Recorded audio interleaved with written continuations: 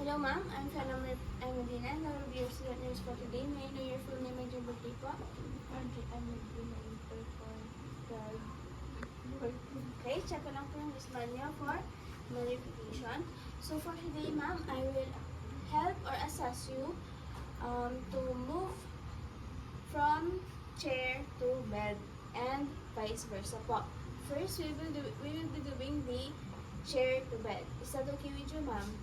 Okay, first is I will wrap my hand around your waist or shoulder to support your shoulder, and I will bend my knee, leveling your knee also.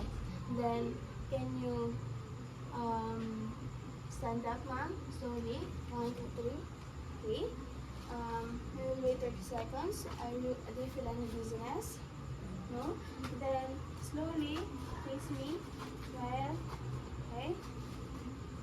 Are you comfortable? Okay, then slowly sit. Okay. Then do you feel any pain naman po? Wala naman. Okay. So we are ready na Go. po. Good morning ma'am, I'm Fiona Medina po and I will be your student nurse for today. May I know your full name and your birthday?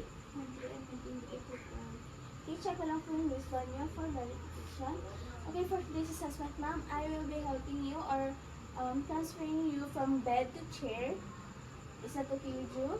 First, I will just perform hand hygiene to prevent the spread of microorganisms.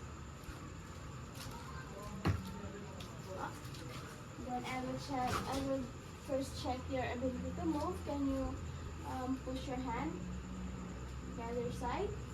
Okay. Can you lift your feet? Okay. The other side. Okay. Can you face your body facing me? Okay.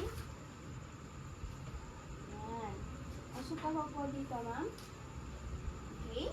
Are you comfortable naman? Do you feel any pain? No? Okay.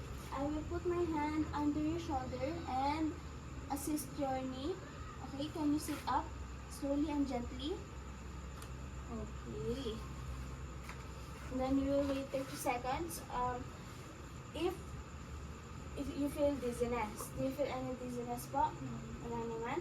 Okay, are you ready to sit or stand? Okay. I will for this usually we'll be using belt to help you stand, but since I don't have one, I will just use my hand to assist you. I will wrap my hand again around your waist and to support your shoulder and bend my knee, leveling your knee also. Okay. In the count to 3, ma'am, we will stand up.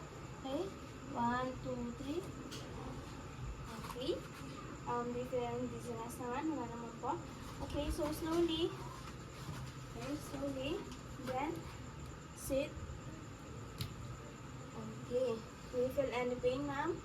Do you have any more questions or anything that I can do for you? No? Okay. Thank you.